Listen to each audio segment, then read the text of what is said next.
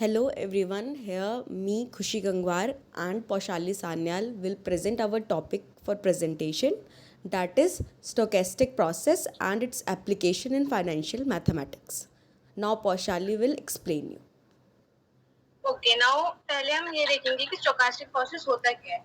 तो stochastic process एक mathematical model होता है जिससे हम ये प्रिडिक्ट कर सकते हैं कि कैसे एक वेरिएबल ओवर टाइम चेंज हो रहा है। जैसे अगर हमको ये पता करना वेदर फोरकास्टिंग, जैसे हमें पता है कि वो 100% पक्का नहीं होता कि जो उन्होंने प्रेडिक्ट करा है वो सही होगा या नहीं होगा। वैसे ही स्टोकास्टिक प्रोसेस एक मॉडल होता है जो हम फाइनेंशियल मैथमेटिक्स में यूज करते हैं। हम एसेट प्राइसेस, इंटरेस्ट रेट और दूसरे फाइनेंशियल वेरिएबल्स को मॉडल कर सकते हैं। स्टोकास्टिक प्रोसेस के थ्रू हम स्टोकास्टिक प्रोसेस के थ्रू हम इसे मॉडल कर सकते हैं बेसिकली। तो फाइनेंशियल मार्केट्स बहुत अनसर्टेन होते हैं, इसीलिए हम स्टोकास्टिक प्रोसेस का यूज करते हैं। अब हम बेसिकली इसके देखेंगे कुछ एप्लीकेशंस। तो पहला है हमारा एसेट प्राइसिंग।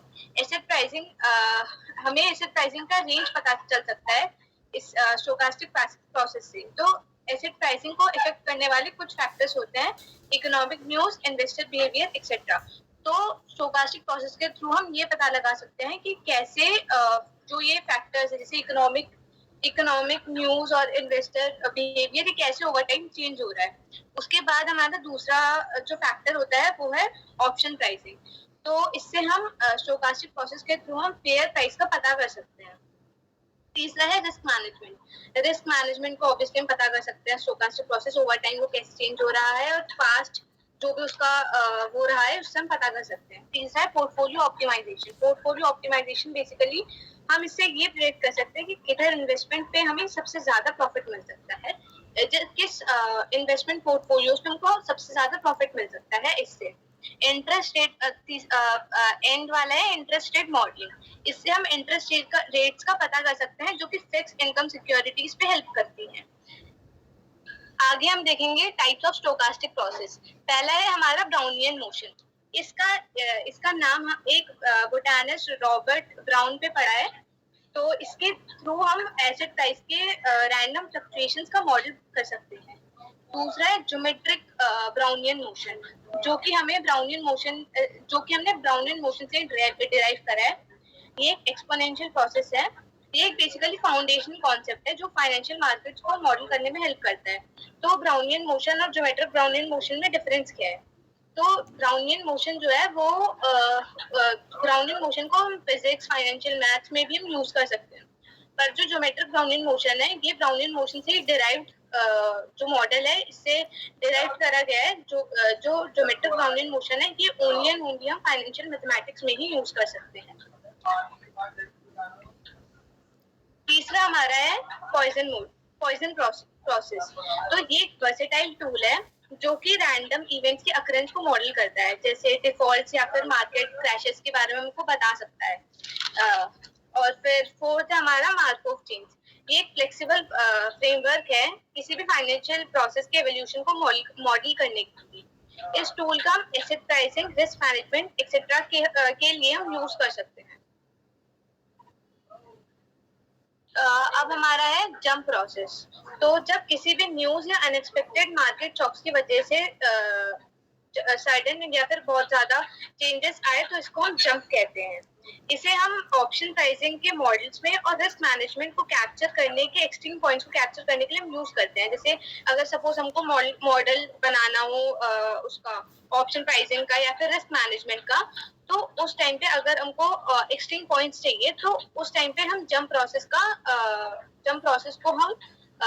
प्रोसेस के मॉडल को यूज करके हम एक्सट्रीम पॉइंट्स का पता लगा सकते हैं। तो बेसिकली ब्राउनियन मोशन के मॉडल को हम स्टॉक प्राइस के रैंडम फ्लक्चुएशंस के लिए यूज करते हैं। जैसे हम स्टॉक प्राइस के डेली मूवमेंट को स्टोकास्टिक प्रोसेस के थ्रू रिप्रेजेंट कर सकते हैं।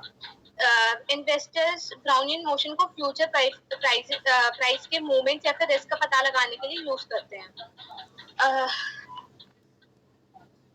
Now Khushi will explain you how we can apply this theory in practical.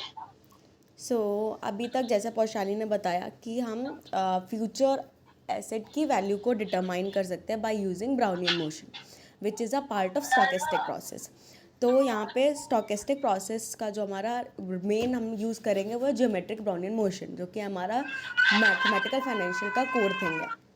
तो अब हमने यहाँ पे एक रियल लाइफ एग्जांपल में हाइपोथेटिकल सिचुएशन ले ली कि हमारे पास एक कोई सर्टेन कंपनी है जिसके हमें कुछ पास्ट डेज के डाटा के हमें एसेट्स के वैल्यूज़ पता है, जैसे कि डे 1, डे 2, डे 4 या डे 5 या डे 6 तक जो भी है हमारे पास, उस पर हमारे वैल्यूज़ क्या क्या थे। तो ये हमारे पास कोई कंपनी है जिसका हमारे 5 दिन का पास्ट डाटा है कि इस दिन उसका एसेट का वैल्यू ये था। अब हम Brownian motion, geometric Brownian motion का यूज़ करेंगे टू फोरकास्ट करने के लिए कि हमारे नेक्स्ट डे का एसेट प्राइस क्या हो सकता है। तो इसको निकालने के लिए सबसे पहले हमें क्या निकालना पड़ेगा, daily return. So daily return निकालने के लिए हम क्या करते हैं, हमें जिस दिन का डेली रिटर्न निकालना होता है उसके एक दिन पहले से माइनस करके और उसी एक दिन पहले वाले प्राइस से डिवाइड करना होता है। तो ऐसे करके हमने डे 2, डे 3, डे 4 और डे 5 इन डेज़ का हम डेली रिटर्न निकाल लेंगे। तो इससे हमारे पास हर 4 डेली रिटर्न आ गए। अब हमें इन चारों डेली रिटर्न का निकालना है एवरेज, देन हम उसका एवरेज निकालेंगे, हमारे पास आ जाएगा फिर एवरेज डेली रिटर्न। हमारे पास एक एवरेज डेली रिटर्न आ गया, उसके बाद में हमें निकालना होता है standard deviation of daily return. तो डेली रिटर्न का standard deviation, as we know कि स्टैंडर्ड डेविएशन क्या होता है, वेरिएंस का स्क्वायर रूट। तो हम सबसे पहले वेरिएंस निकाल लेंगे ताकि हमारे पास स्टैंडर्ड डेविएशन आ जाए। तो वेरिएंस निकालने के लिए हमारा फॉर्मूला क्या होता है, जो हमारा डेली रिटर्न है उसमें एवरेज डेली रिटर्न्स को माइनस करके उसका स्क्वायर का सम बाय नंबर ऑफ डेज। सो ऐसे करके हम हर जो वैल्यू हमने 4 दिन की जो एवरेज डेली रिटर्न निकाला था उसमें से हम हमारा एवरेज डेली रिटर्न माइनस करके उसके स्क्वायर करके और फिर जो हम बाय डिवाइड बाय 4 कर देंगे, जिससे हमारे पास वैल्यू आ जाएगी जो कि हमारा होगा वेरिएंस। अब हम इस वेरिएंस को अंडर रूट कर देंगे। तो जब इसका अंडर रूट करेंगे तो उससे हमारे पास वैल्यू आ गई 0.0421 विच इज़ 4.21%, डैट इज़ हमारा स्टैंडर्ड डेविएशन। तो इसके बाद हम क्या करेंगे कि अब हमें बेसिक हमें निकालना था कि हमें प्रिडिक्ट करनी थी डे 6 की वैल्यू।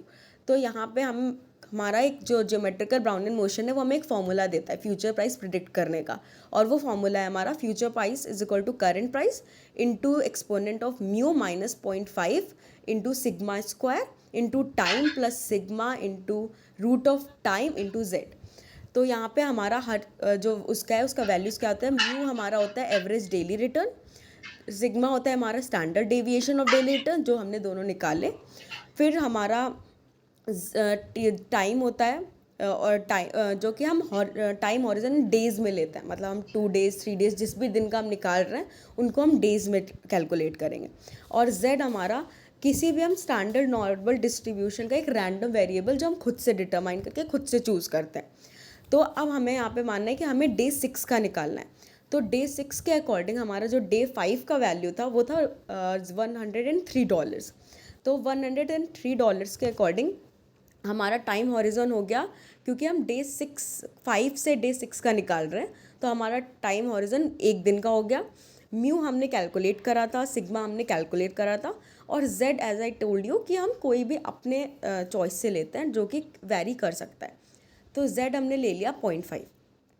अब हम इन सारी वैल्यूज़ को जो कि हमारा फॉर्मूला था फ्यूचर प्राइस निकालने का बाय ज्योमेट्रिकल ब्राउनियन मोशन उसमें पुट करेंगे, उससे हमारी एक वैल्यू आएगी जो कि आ रही है $106.29 which give us the assumption या which give us prediction that हमारा डे 6 पे एसेट प्राइस क्या हो सकता है। So this is the use of Brownian motion or stochastic process in practical life or in real life companies. So thank you everyone. Thank you.